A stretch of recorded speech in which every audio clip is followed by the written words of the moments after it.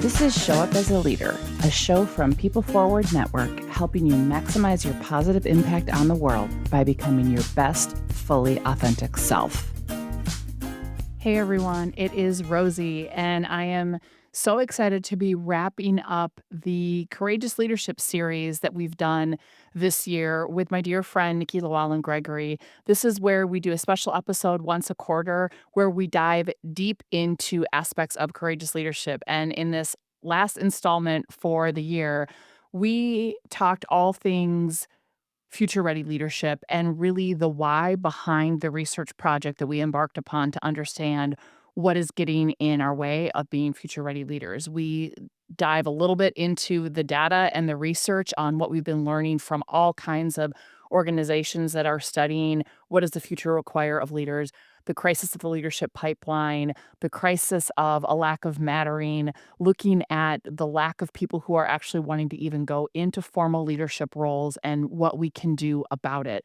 And we add in what we learned from our research by asking leaders what they think is required for future ready leadership. We talk about a three-pronged approach that organizations can take and what that looks like in practice to future-proof leadership, what you can do to future-proof leadership within yourself. It's really taking everything all together, pulling in the research and looking at what do we need to apply moving forward so that we can all show up as effective leaders and our organizations can thrive. I had so much fun. This was live again in the PFN community. So for those of you that attended the live taping, thank you so much. And I hope you get a ton out of this. Would love to hear what you're taking away from this episode. And let us know what you want us to dive deeper into this upcoming year with this Courageous Leadership series. We'd love to hear it and shape a conversation around it. Take a listen.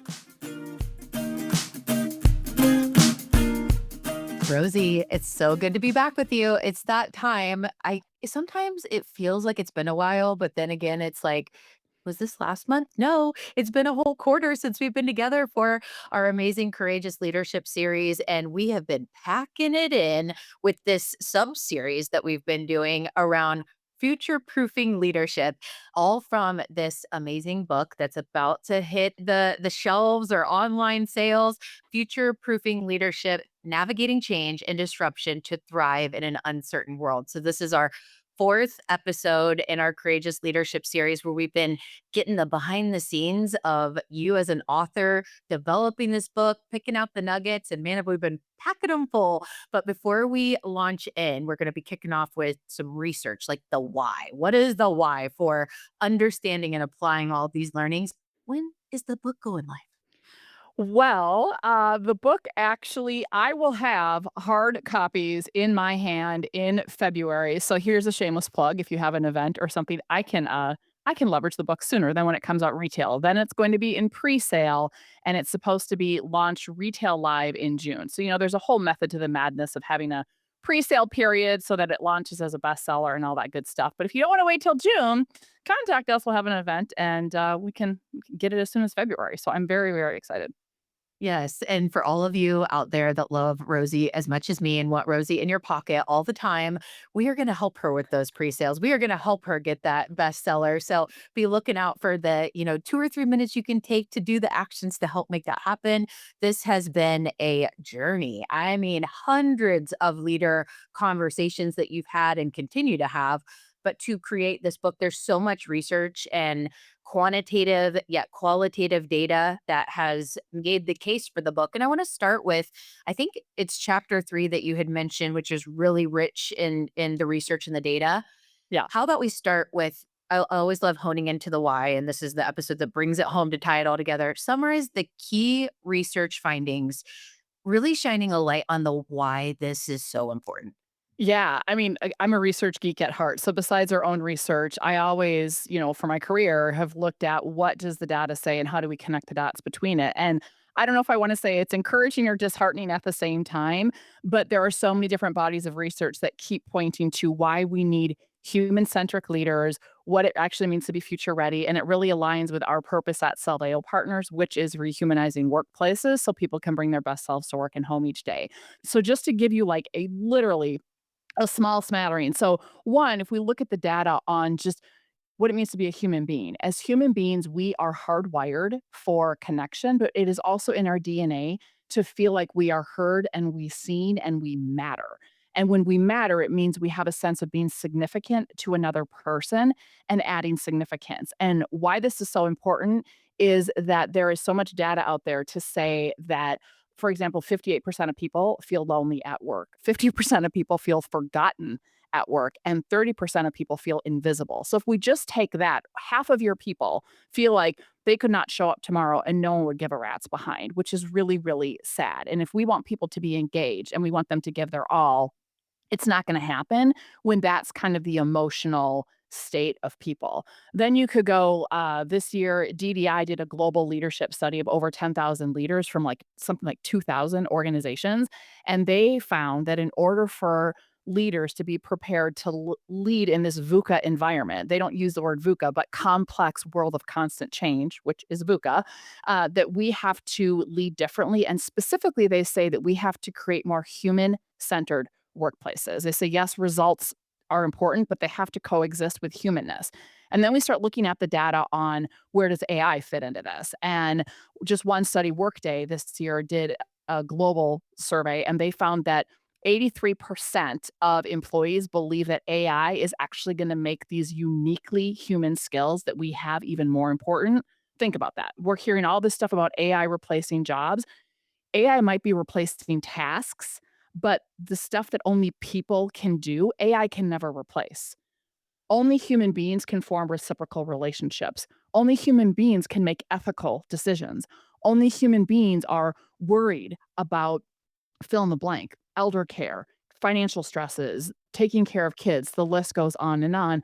Only human beings can actually help another human being feel cared for. So those stats on loneliness, those stats on us not mattering are an absence of effective interpersonal connection that we are wired for. And AI can't replace that. And in fact, what the Workday survey also found is that 82% of employees are craving more human connection as the use of AI grows. So AI is only amplifying the need for us to level up our human-centric leadership skills and know how to interact with people and be a better human. And we tend to take that for granted. And then here's the other stat. So we've got just the need of here's what all the data is saying of what is required in this world, what AI can't replace, what we need to be focusing on.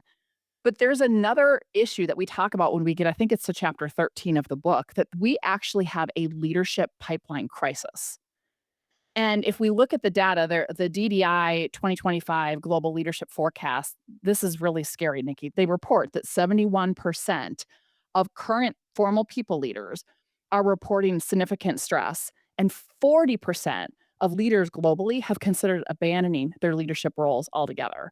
So you've got current leaders that are like, I've had it. I don't want this crap anymore. And here's what's scary. Then there's all this data looking at Gen Zers, and there's a new term that has been coined that I hadn't heard of before I researched this book called conscious unbossing. That they're looking in Europe and they're looking in the UK that Gen Zs don't have any desire to move into a formal leadership role. They're like, oh heck no, I don't want to become a manager and have that stress.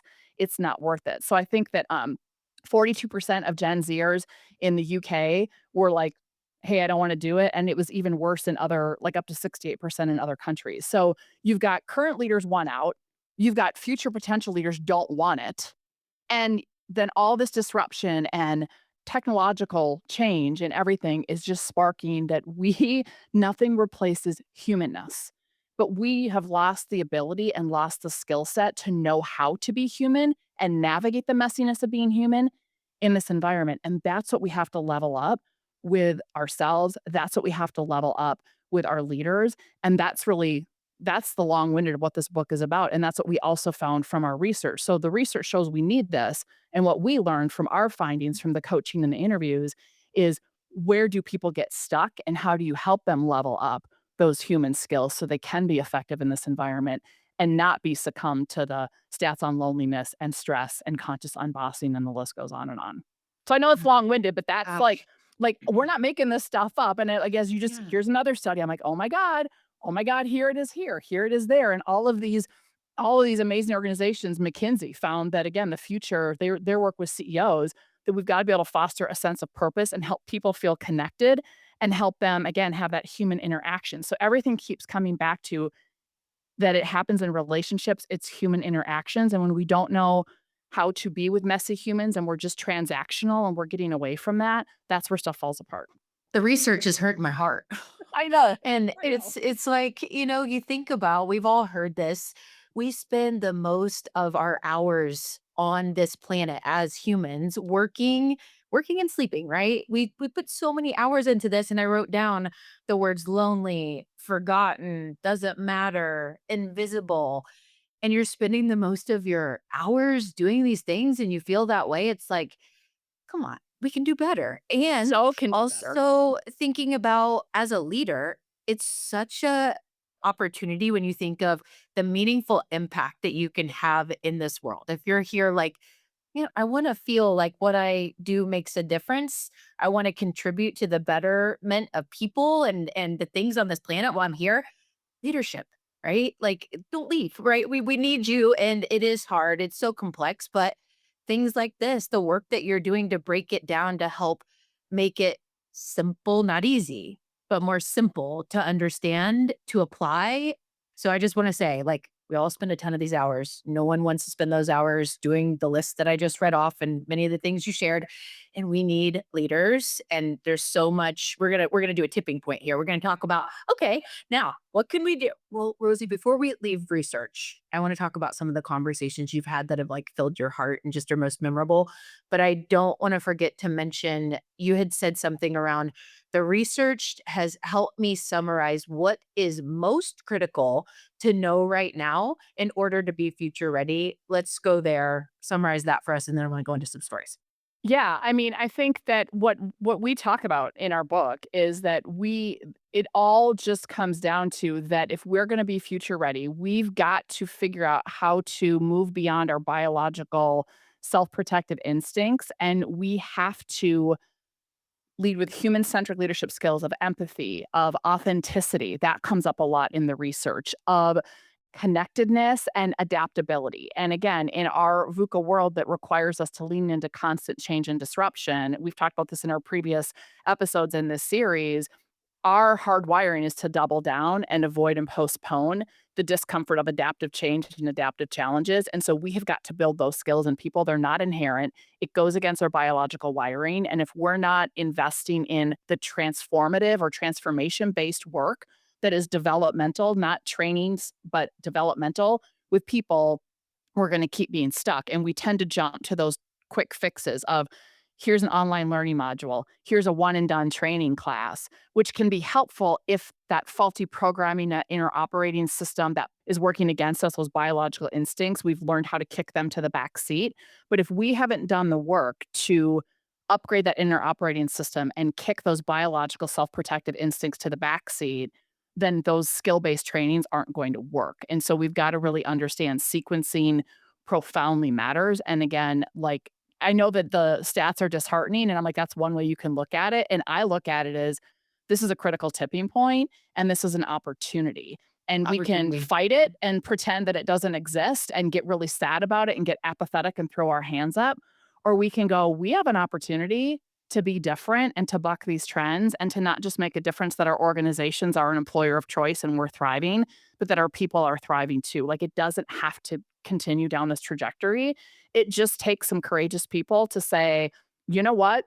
We're going to do this differently and we're going to dig into the messy middle and we're going to do some good work and we're going to make mistakes. We're going to fall down, but we're going to learn from it. And that's what we're hoping is that this gives people the insights, the inspiration, but also some very tactical things where you as the reader can get out of your own way.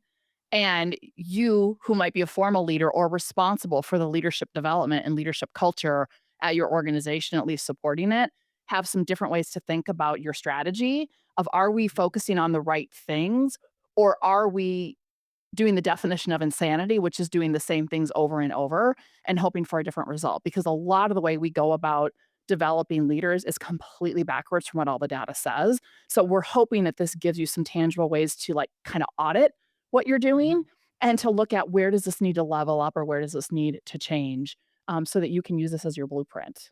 That's so good.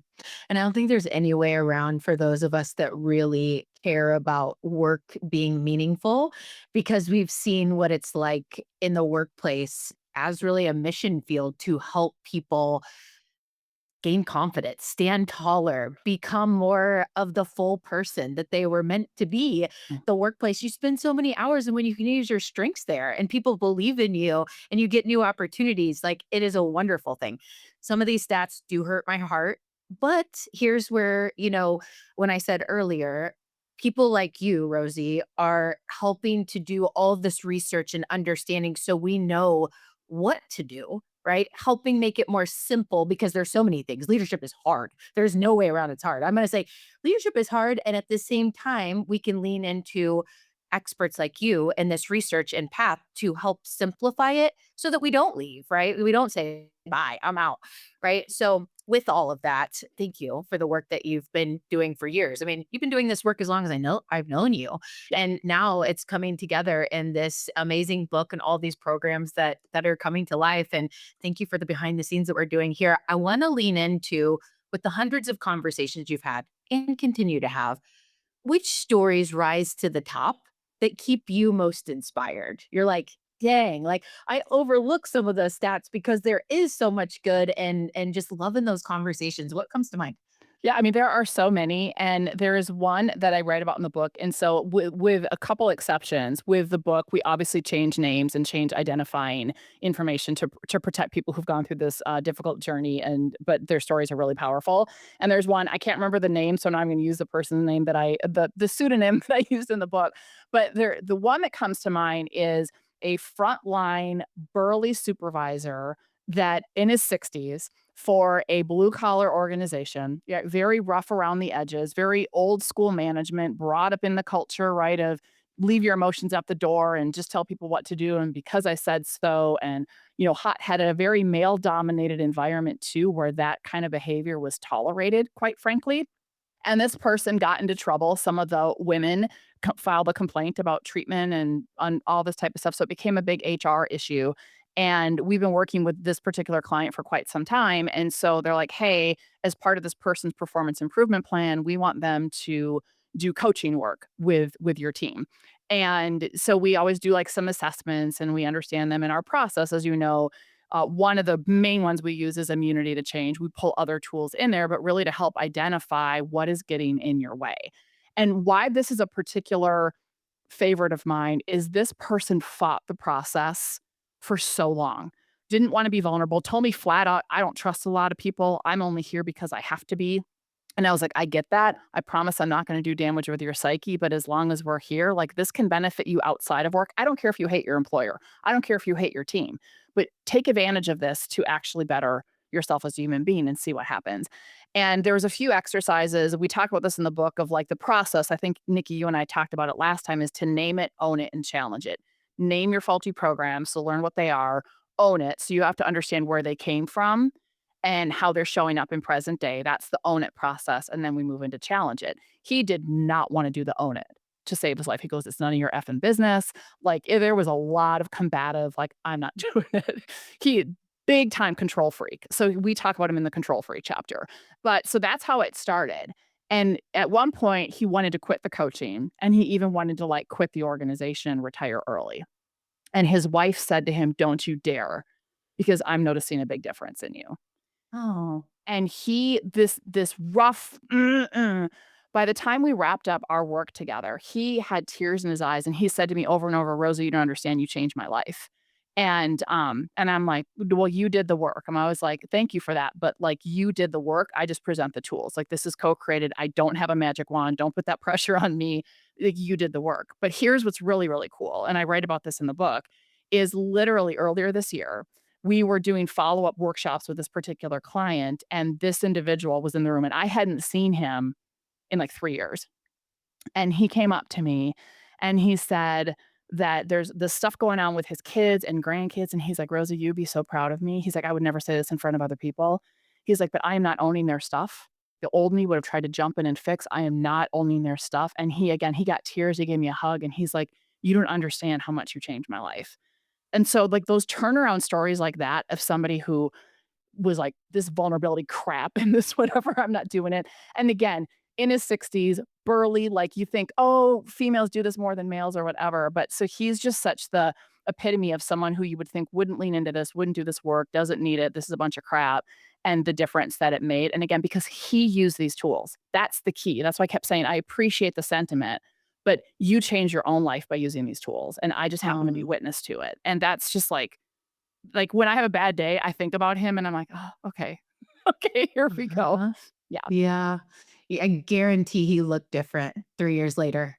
Yeah. Just, when in going back to his wife who said, "Don't you dare," you know, because of the workplace, so many times I say the workplace is our greatest mission field for our own personal change, for our growth, our development, for relationships, for it is so core in our lives, just how it can really build you as a human. And how does that ripple effect? It ripple effects in your home, at your dinner table, in your communities, how you contribute, right? It's just, yeah. So it's such important work.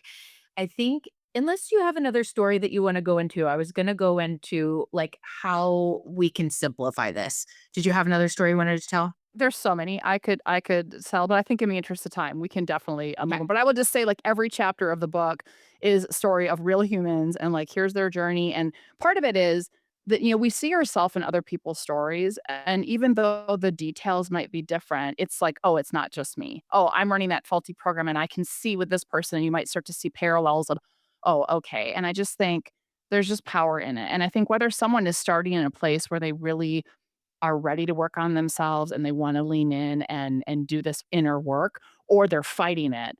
Either way, you can have a good outcome. And I also do say at some point in the book that once in a while, like, I would say I'm just gonna make this up, out of 1,000 people, I can maybe count 5 that in no way, shape, or form, no matter what we try to do to make it a safe space, no matter what tools we try to use, they're just like, "There is no way in hell I'm entering through that door," and there's nothing you can do. You can't force somebody to do this Mhm. work. All we can do is try to make it safe and try to encourage and all of these things, but once in a while, you have someone who just won't, and it's unfortunate because you see the I have a client right now that they have a really key leader that did not do the work, won't do the work, and the swirl and the damage that it is causing is just really sad to watch, but there's nothing you can't force it. Like I said earlier, there's no way around it. It's hard. Yeah. It's hard work and making it safe for them to step into the word is transformation. And no transformation is change. And most humans, aren't born to be like, I want change every day, right? Like it's a lot of change.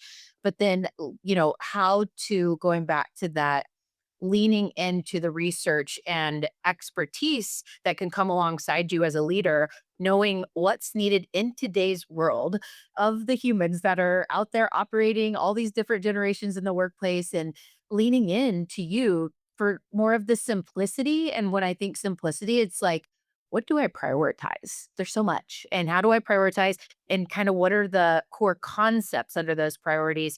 So I thought maybe an example, the way we could do this is, Rosie, I know you have your three-prong approach. Maybe we break that down as an example. I think that'd be very applicable here of Yeah. helps with prioritization and helps with seeing like the construct under each of those pillars, if you will.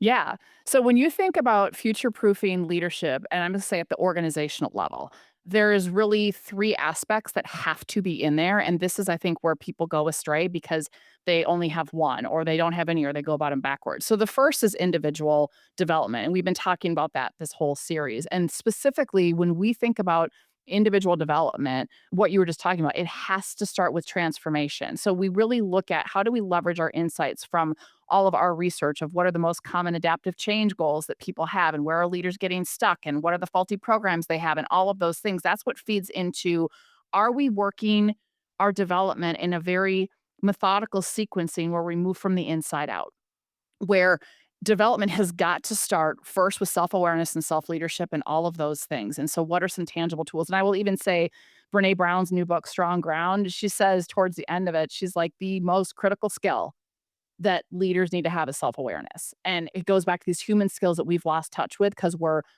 so biased for action that we don't take time to pause, we don't take time to reflect, we don't take time to look in the mirror.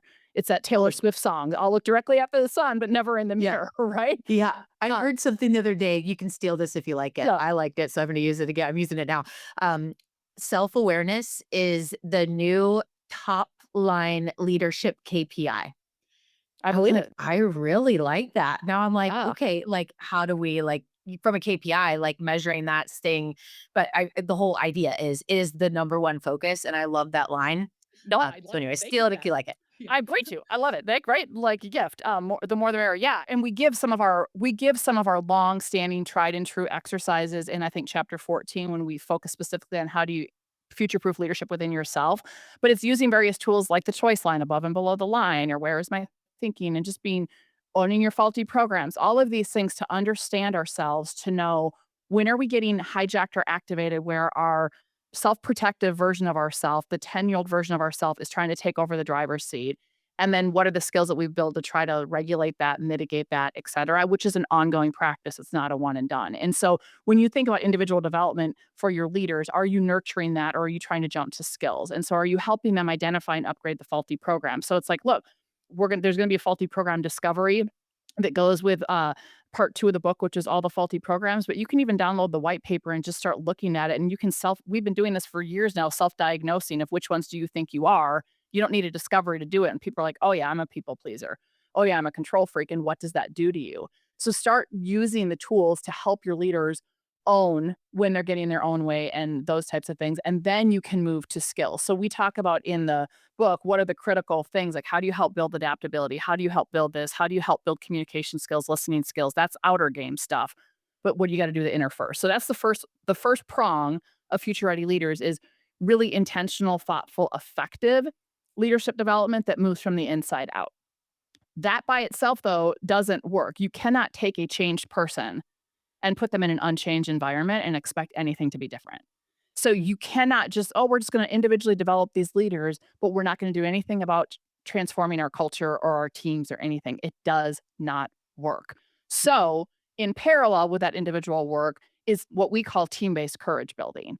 And it's really looking at, because transformation happens in relationships, what are you doing from a leadership team standpoint, but also what are you doing from an intact team standpoint to nurture psychological safety, foster communication, create spaces for authenticity, candor, all of those types of things, because we know that culture is ultimately experienced at that local team level.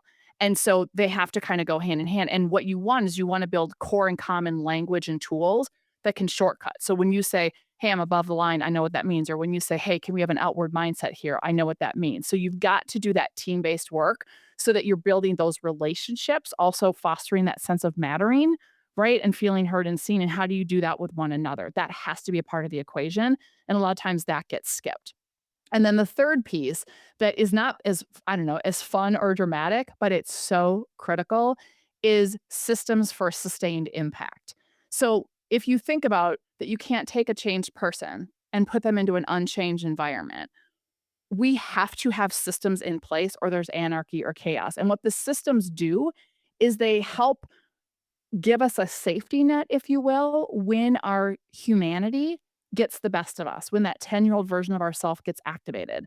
There's a great quote that says something like, "People don't rise to the level of their goals, they fall to the level of their systems," or something like that. I'm getting the quote Yeah. wrong, Yeah. but it's so true. And so systems are everything from, like, okay, what do you have embedded in terms of your hiring and onboarding practices, your performance evaluation practices, your coaching, your recognition, and everything that reinforces the leadership and the culture you wanna have? Do you actually have stated, agreed upon commitments? We call them the guiding principles of leadership, that basically tell every single leader within your organization, "This is what is expected of you, and this is how we behave," and everybody knows what they are, and that we develop them to those, we measure people to those types of things. That's one example of a system that needs to be in place. Another is looking at, again, the communication practices. Like, do you have guidelines of this is how we do meetings in our organization. We call it meeting hygiene, so that they're actually effective and purposeful. How we check in as human beings first.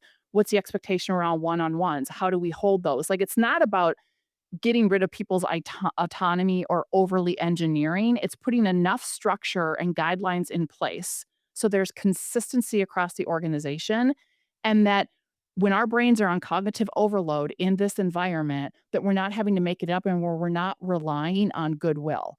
And so good intentions doesn't scale. Skills and behavior scale. And the way skills and behavior scale is you develop it, but then you have to have systems that reinforce it. And again, there's a whole variety. But so we talk about what are some of the most common ones I think it's in chapter 13 of the book. And we also have a scorecard that measures all of that. But that's really what it looks like is it has to be three prongs. And what we find is that only like formal leaders get training and we're ignoring that leadership pipeline and then we have a crisis, or we don't even know what our leadership bench strength is because we don't have any systems to measure that. Or Mhm. we have one team that maybe is struggling and we do some development with them, but other teams don't get that. Or again, we give an individual leader coaching, but then we're not doing anything. So they feel like they're on an island and no one else on their team is doing good work. So we look at kind of all three need to work in concert with one another. And usually when we're struggling with engagement or turnover or whatever KPIs you are measuring, you usually got to go back to one of those pieces probably isn't as strong as they could be. And then how does that inform where we put our efforts and energy to get us to where we want to go? So good. A couple of thoughts as you were sharing. I was like, I hope I can remember some of these things that were coming up. Number one, just reflecting in that individual pillar, you know, it is the deep work that we do to get to know ourselves. And that's why, like, faulty programs, like, what is it? We did this on one of, I think, our very first. And I was like, oh, high achiever or whatever the achiever one is, right? I'm like, yep, self diagnosis here. When we can lean into the learning that helps us go deeper inside to know ourselves, you stop repeating the patterns of things that are frustrating in life because you start to see where they come from. And those things, like, we're all trying to break through on those things. So I love that the self-awareness, the application to do the deep work and learn more about ourselves, it is the number one priority. So love that and just very much stand behind that and can't say it enough. And I love this work that you're doing to help us all find new ways of that. You never arrive. You're like, yep, I did this one, this assessment, and that's it. It's just this ongoing journey. And then when you were talking about the team-based courage building, it made me think of a friend of mine who I've known for a long time. We're pretty similar, so probably like high achiever or whatever that exact faulty program is. And she was wanting to go to this leadership program. She was really excited about it and tried to get money from her company. She decided to invest in herself, which rock on, right? The company didn't give her the funds. Want to guess what happened 6 months later? She moved. She wasn't there very much longer, right? Because she came back Yeah. and she was a brand new person and just, no longer could, like, we're not on the same vibration. Like, we're not on the same wavelengths of how we're doing what we're doing. But if you flip that for a second and you think, wow, if, just this one example, and I'm sure everybody listening has an example of that, maybe it's in your, marriage and, one partner didn't invest in the stuff to get to be a better partner. And then does it last? Like, because you're going back in the same environment. Think about if everyone does that collectively. Wow. Like, it's this snowball effect of impact and greatness. Yeah. 100%. Like when we see the greatest impact with our clients is when they do a parallel process. So like an executive team or a leadership team, we're doing team-based courage building with them while doing their individual upgrade work. And that is by far powerful. They're in it together. It also gives like, hey, you got to be patient with that person. Remember, they're on their own upgrade journey. You're not giving them credit for the work that they're trying to do. Right. And so it helps level set their frustrations and help builds team health in that way. But to your point, when you have someone who really digs in and does transformation, I always say, well, we should have a disclaimer because when an organization just sends one person, I'm like, well, the disclaimer is if you're not doing other things, they might leave because they're going to do this work and realize if this environment doesn't support it. No, sometimes the environment does and they just want, but if it's the environment turns out to be Mhm. not effective or even downright toxic, and they're maybe gaslighting or scapegoating this particular leader and they're doing the work, they're going to quickly see, maybe it's not just me. And yes, I'm glad I did this work, but I need to go somewhere else and put my talents elsewhere. And that's a huge loss typically to the organization. So you've got to look at it from all three perspectives. And a lot of times I see organizations trying to I get it, frugal with your resources, but it's so amazing to me still in this day and age how we think differently about investing in the growth of our people as such a critical like business investment, but we don't think twice about building upgrades or equipment upgrades or software upgrades. Like we're not investing in our humans like we are with all of the other stuff. And they are super, super critical. And then that's the first part of the budget that gets cut. And it's like, oh my God, in this day and age, I mean, look at the data. This is the last place that I know a lot of organizations as we're recording this are in budget right now if they're on a calendar fiscal year. And it's like, this is the last place that you can afford to cut. It's very short-sighted. Organizations cut human development because they end up struggling more than they need to in the long run. And I just had a great podcast interview yesterday with Zach Mercurio, and he said something that he had so many gems in that, by the way. People need to listen to that when that comes out.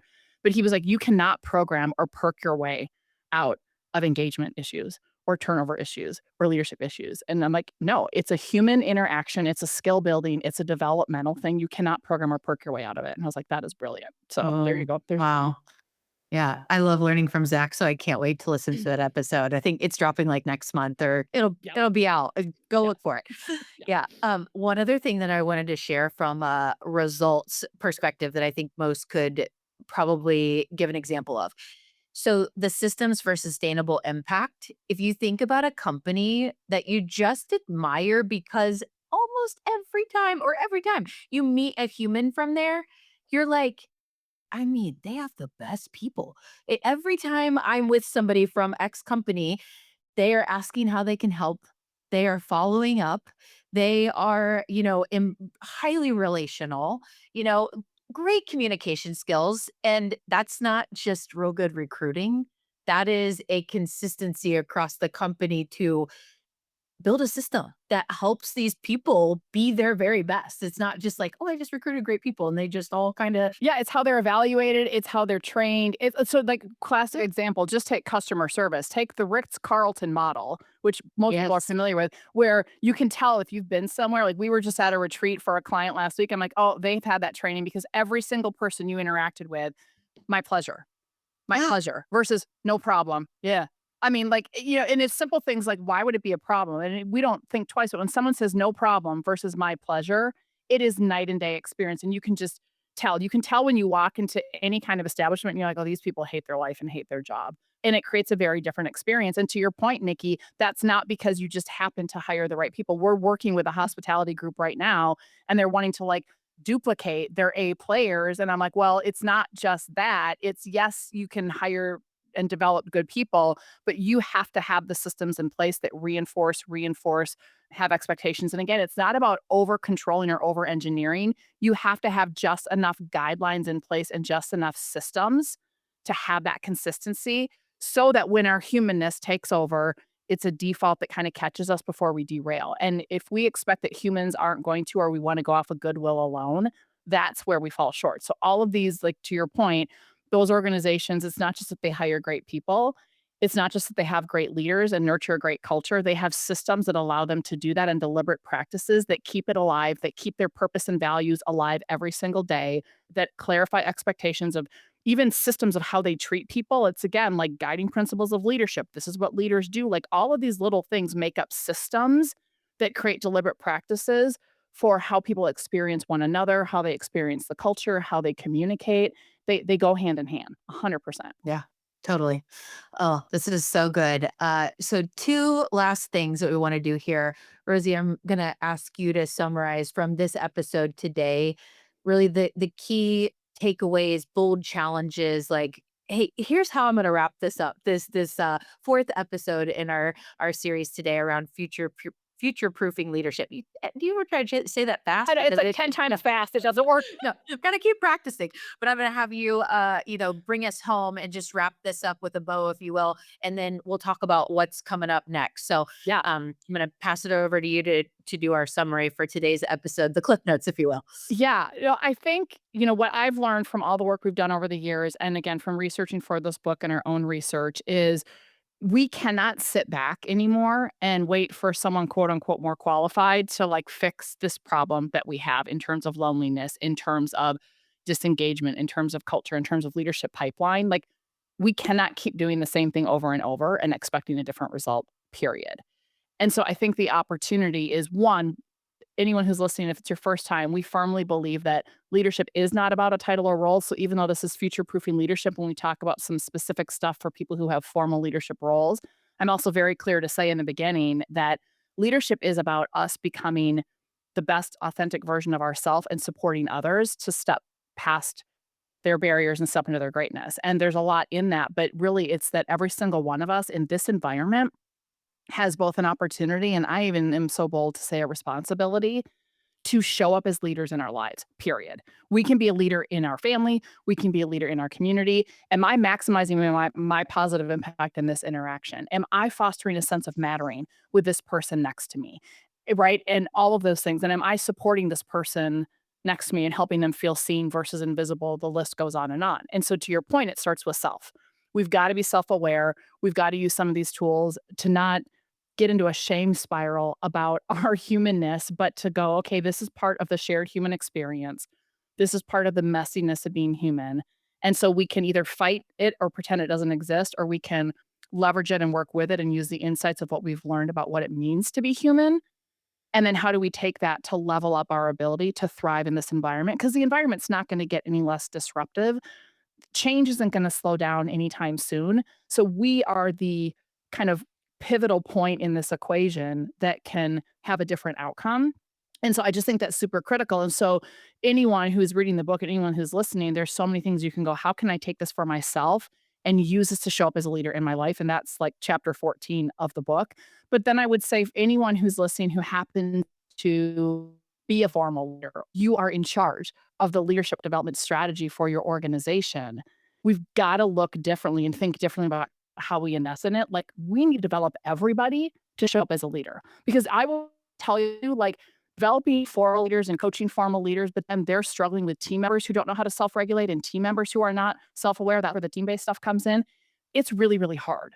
But when you can equip everybody with tools to be more self-aware, to kind of kick that 10-year-old version of themselves to the back seat, there's much less drama, much less swirl, much less struggle.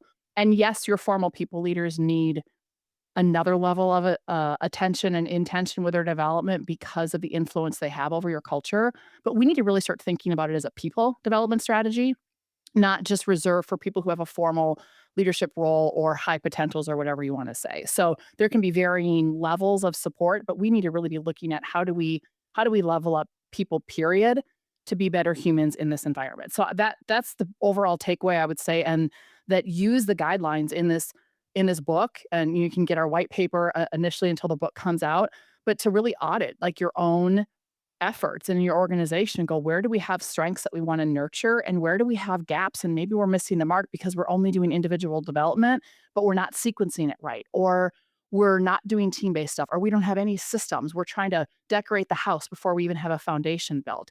And so I think you can use this stuff to just do your own internal audit to say, are we focusing on the right things, or are we doing this because it's the shiny object of the month? And as you're budgeting and planning, not just for this year, but beyond, really looking at, are we missing the mark? And we're putting in all these change management processes and change management tools, but we're not caring for how humans show up in the face of change. And that requires a different approach and a different investment, period. So good. So much of what you were saying is making me reflect back on our founding tagline that we still use at People Forward Network. And it goes like this: do meaningful work, live meaningful life. Mm. And the work could be whatever I'm doing on myself. It could be volunteer. It could be your paid job. But doing the work, do meaningful work, and you'll live a more meaningful life. And just a lot of what you're sharing here, I'm like, oh, back to my roots. I love this. It's so good. I love so many of these stories and teachings, and I believe in it so much, and really enjoy these episodes. Wanted to make sure, for those of you listening, are you following Rosie on LinkedIn? Her LinkedIn content is awesome, and that's a great place for you to keep in the know on when the book is coming out and to get behind to make sure that thing is a bestseller. So make sure you're following her on LinkedIn. Look for the book release coming, and then there's something coming up that we could invite people to. Well, yeah. Well, there's two things that people can leverage right now while you're waiting with bated breath for the book. I'm sure you all are. So the first is, for those of you who are listening to this, or you've shared this with somebody who you are in charge of your leadership development strategy for your organization, we are releasing this week. That's also going to be in the book, but it's coming out like probably today or tomorrow, is what we're calling our Future Ready Leader Assessment and Scorecard. And it takes that three-pronged approach. And the reason I say, if you're in charge of it, it's not meant for you as an individual leader to assess yourself. It's meant for you to look at our organization as a whole. Like, are most of our leaders self-aware? If you're like, well, some are, some aren't, well, then, you'd give yourself a middle score type of thing. But it's really meant for you to assess how your organization is doing in those 3 pillars. And then it will give you a score, and it will give you a report with some recommendations of here's some things to strengthen that will get you started. So it will go more in depth than just doing a general audit. So that is coming out like this week, so by the time this airs, it will already be out.